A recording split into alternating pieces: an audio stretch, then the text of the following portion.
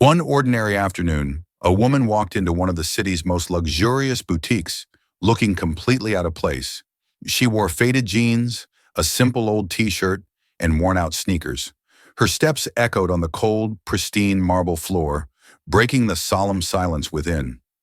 Everyone's gaze was fixed on her, as if she had come to steal something.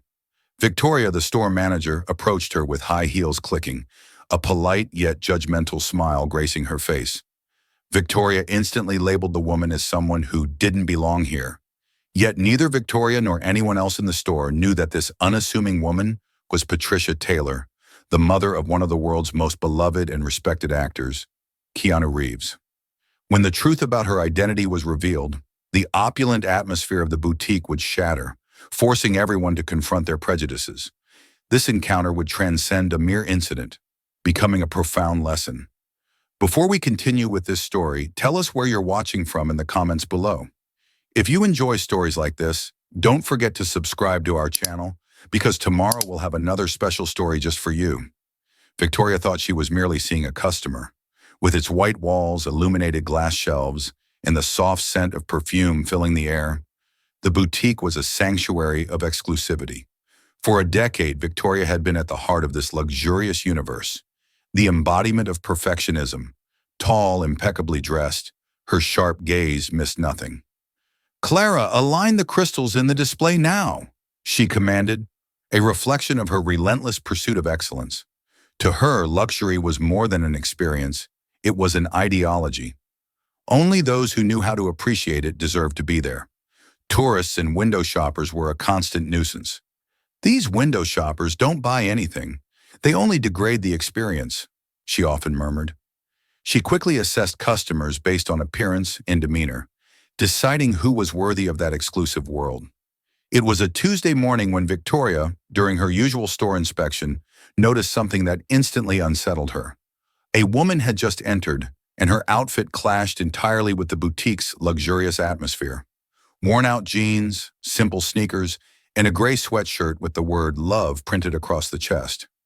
Her presence was a visual disruption in a space where everything seemed meticulously curated to scream exclusivity. Victoria's expression hardened. Though she didn't outwardly show her irritation, she stood at a distance observing the woman's movements, while discreetly instructing the staff to stay alert. To Victoria, it was obvious this person did not belong here. The woman, however, seemed oblivious to the discomfort she was causing. She walked with remarkable calm, exploring the displays and lightly touching a few items. Her gaze was serene, almost curious, but showed no signs of someone intending to make a purchase. "Who lets someone like that in?" Victoria muttered, adjusting her glasses for a better view. To her, this was the height of intrusion. While trying to maintain her composure, her mind was already formulating a plan to handle the situation without compromising the store's image. Determined to address what she saw as a problem, Victoria began walking toward the woman.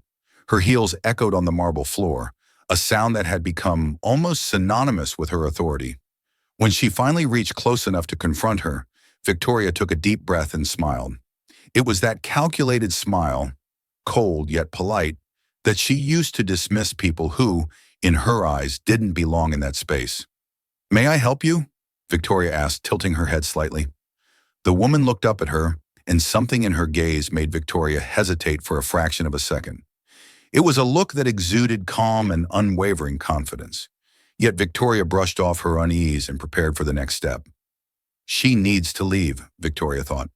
But before she could proceed, an unexpected thought crossed her mind. Who is this woman? The woman who had just entered the boutique was a striking contrast to the sophisticated and meticulously curated environment. Her appearance, worn jeans, simple sneakers, and a gray sweatshirt emblazoned with the word "love," seemed out of place, almost as if she belonged to an entirely different world. To Victoria, it was more than just a questionable choice of clothing. It was a silent insult to the refinement she so carefully upheld. What a disastrous combination, Victoria thought, frowning. The flashy sweatshirt, the worn-out sneakers. It was hard to decide which was worse. Everything about her screamed a complete lack of awareness of where she was. Nevertheless, the woman walked with impressive calm, seemingly indifferent to the judgmental stares following her. She touched the items on display delicately, as if absorbing every detail. Her posture was confident, almost as if the environment adjusted to her pace. Victoria took a deep breath, adjusted the cuffs of her blazer, and decided to handle the situation personally. Victoria approached with firm steps, her heels echoing against the marble floor. Her smile was polite but carried an undertone of coldness. "May I help you?" she asked, tilting her head slightly as her eyes scanned the woman from head to toe.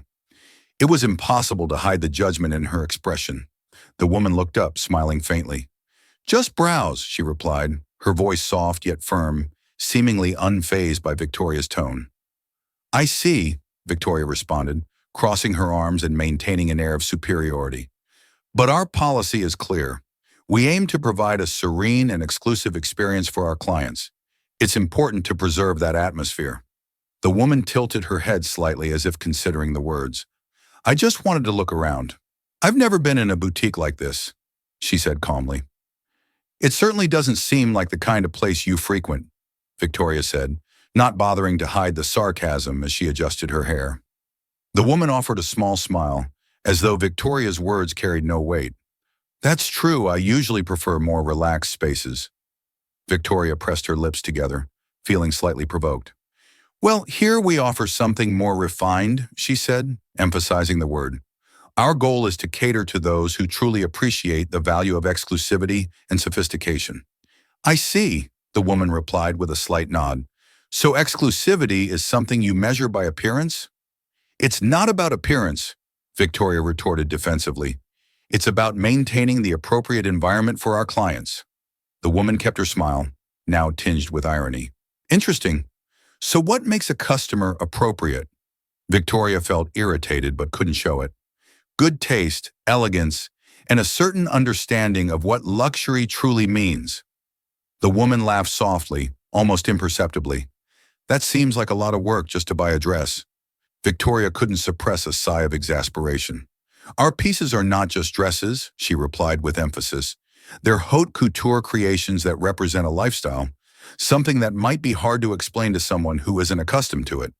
The woman raised her eyebrows, appearing genuinely interested. "And you decide who's accustomed to it, don't you?" "I'm the manager of this boutique," Victoria replied firmly. "It's my responsibility to protect the client's experience and the brand's reputation."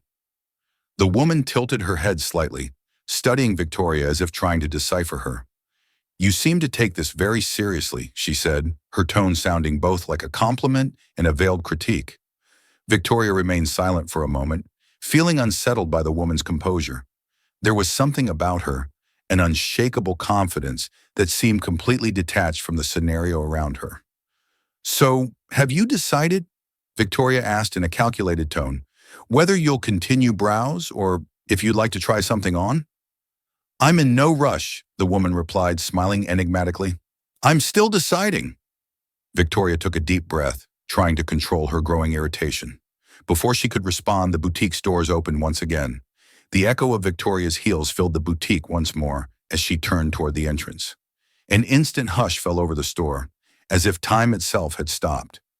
Standing in the doorway was Keanu Reeves. His presence was magnetic, and all eyes turned to him. Dressed in casual yet elegant attire, his posture radiated both confidence and simplicity.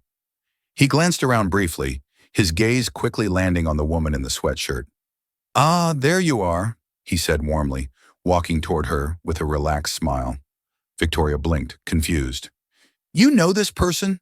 she asked, her voice faltering for the first time. The woman turned, her serene smile unwavering.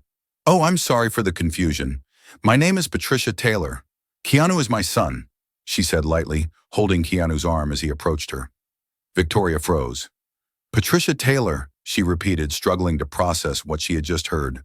The name wasn't just familiar, it now painfully connected to the man standing before her. Keanu's eyes met Victoria's, his expression kind yet subtly probing. "Was there a problem here?" he asked, his tone calm but firm. Victoria scrambled to regain her composure, adjusting the cuffs of her blazer. "No, sir, of course not. I was merely assisting Ms. Taylor, ensuring she had the best possible experience." Patricia chuckled softly, her laugh free of malice but carrying a note of quiet understanding. Oh, she was being very attentive, she said, glancing at Keanu in a way that only he seemed to fully understand. Keanu's smile remained, but there was something in his eyes that made Victoria acutely aware of the weight of her earlier words. Thank you for looking after Patricia. We'll take another look around, he said, taking her hand and leading her further into the boutique. Victoria stood frozen in place, a storm of shock, shame, and disbelief brewing inside her. Her employees, who had been watching from a distance, exchanged discreet glances, clearly attempting to process what they had just witnessed. As Keanu and Patricia calmly wandered through the boutique, the stark contrast between Patricia's simple sweatshirt and Keanu's magnetic presence only amplified the gravity of Victoria's mistake. For the first time, Victoria felt her confidence waver. What have I done, she thought as the weight of the situation began to sink in. Keanu looked directly at Victoria, his expression cordial yet slightly scrutinizing. Was there a problem here? He asked, his tone calm but firm. Victoria tried to collect herself, adjusting the cuffs of her blazer. No, sir, of course not. I was merely assisting Ms. Taylor, ensuring she had the best possible experience. Patricia chuckled softly, free of malice but laced with understanding. Oh, she was very attentive, she said, casting a glance at Keanu that only he seemed to fully interpret. Keanu maintained his smile, but there was something in his gaze that made Victoria feel the weight of every word she had spoken earlier. He walked a few steps around the boutique, glancing at the products and the staff, before returning to the conversation. I'd like to understand something, Keanu began, his voice carrying an air of quiet authority. Patricia mentioned there was an interesting exchange of words. Perhaps you could clarify what happened. Victoria swallowed hard, her heartbeat quickening. Ah, of course, Mr. Reeves. I was simply ensuring her experience aligned with our standards. Perhaps there was a misunderstanding. Keanu raised an eyebrow, his expression calm, yet unyielding. A misunderstanding? He asked, his tone clearly pressing for a more satisfactory explanation. Victoria adjusted her approach, taking a slight step back. Yes, I was just concerned about the store's atmosphere. We aim to provide a serene and exclusive space for our clients, and perhaps I was a bit too direct. Patricia interjected, her tone still serene but sharp enough to cut through the air. Oh, I completely understand. Exclusivity is very important here, she said, locking eyes with Victoria. But it's curious how that seems to be measured in such subjective ways. Keanu, now crossing his arms, tilted his head slightly. You work on commission, don't you? He asked, his tone casual but carrying an undeniable weight that made Victoria feel the ground beneath her feet tremble. Yes, we do, she replied hesitantly. But our main goal is always to serve our clients with excellence. Keanu held his gaze steady. Interesting, he said, not breaking eye contact, because it seems the judgment came before the service. Am I wrong? Victoria opened her mouth to respond but hesitated. It was evident that he wasn't wrong, and any attempt to justify herself would only worsen the situation. Patricia, observing the exchange intently, decided to let the silence speak for itself. Keanu finally shook his head, exhaling briefly. He looked at Patricia and then back at Victoria. With a cold, calculated smile, he said, "What a mistake. A big one." The words echoed through the boutique, leaving a heavy impact packed in the air. Victoria froze, trying to process what she had just heard, while Patricia averted her gaze with a small, knowing smile. A few nearby customers who had been pretending not to notice now exchanged discreet glances. One murmured to the person next to them, "This is what happens when people judge others by appearances." Another whispered softly, "I was thinking about buying something, but after this, I'm not sure I want to spend my money here." Victoria began to grasp the full scope of her mistake. This wasn't just about her reputation with a famous client. The ripple effects were spreading to other customers and even her own staff. Then, as if to confirm her worst fears, Keanu delivered the final blow. "Don't worry," he said, taking Patricia's hand with a calm smile. "We won't be purchasing anything today. We wouldn't want to disrupt the store's exclusive atmosphere." Patricia chuckled softly, shaking her head. "Thank you so much for your attention, Victoria. It was enlightening." They began heading for the door, leaving a heavy silence in the boutique. As the glass doors closed behind them, the employees finally allowed themselves to breathe. But the tension in the air remained palpable. Victoria, still frozen in place, felt her phone vibrate in her pocket. With trembling hands, she unlocked the screen and read a message from a customer near the door, who had sent it to a group chat. Just saw Keanu Reeves walk out of the city's most famous boutique after being mistreated. The drama was big and deserved. Victoria exhaled deeply, feeling the weight of what had just happened. The incident wasn't over. It was only beginning. Victoria stood motionless for several minutes after Keanu Reeves and Patricia Taylor left the store. The boutique seemed electrified, with employees exchanging nervous glances and customers murmuring among themselves. Though she tried to regain her composure, Victoria knew the fallout from this moment would be far-reaching. Adjusting her blazer in an attempt to reclaim control, she barked, "Everyone back to work!" Her tone was sharper than she intended, but it was clear no one was truly focused.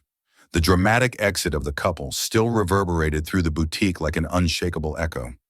Shortly after the incident, a customer who had witnessed the scene approached one of the display cases, seemingly ready to make a purchase.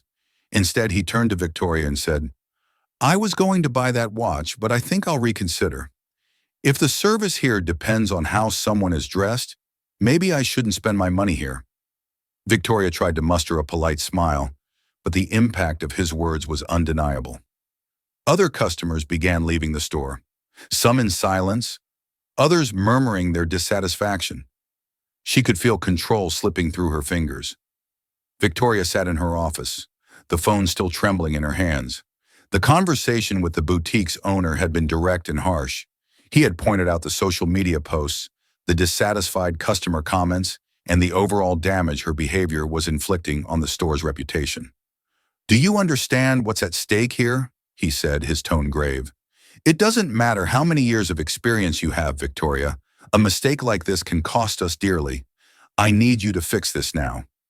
Victoria took a deep breath after hanging up. Shame, anger, and doubt swirled inside her.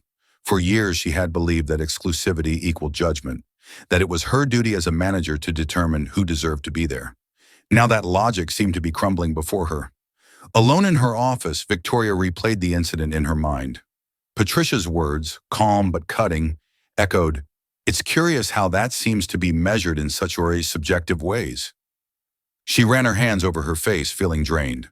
For the first time, she questioned whether her vision of exclusivity had been wrong. Had she lost sight of what truly mattered? Had she, in her pursuit of perfection, forgotten humanity? While rifling through her desk, she stumbled upon an old photograph tucked in a drawer. It was of her younger self standing in front of a luxury boutique, dressed in simple clothes. In that moment, Victoria remembered dreaming of stepping into a place like the boutique she now managed. "When did I forget who I was?" she murmured to herself. The next day, Victoria called a meeting with her team. The room was filled, but the silence was tense. Everyone seemed on edge, bracing for either reprimands or rigid orders. Victoria took a deep breath and began, "Yesterday was a difficult day, and a lot of that was my fault." The staff exchanged surprised glances. It was rare for Victoria to admit to a mistake. "I've always believed our job was to protect the brand's image, to maintain exclusivity, but in doing so I've realized I forgot something important. Respect. And yesterday I failed to show it." Clara, who had been the most outspoken the day before, smiled slightly, encouraging Victoria to continue.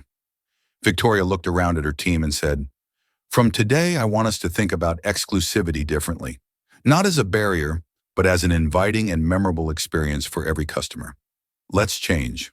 The following weeks brought visible changes. The staff underwent training to adopt a more inclusive and customer-centered approach.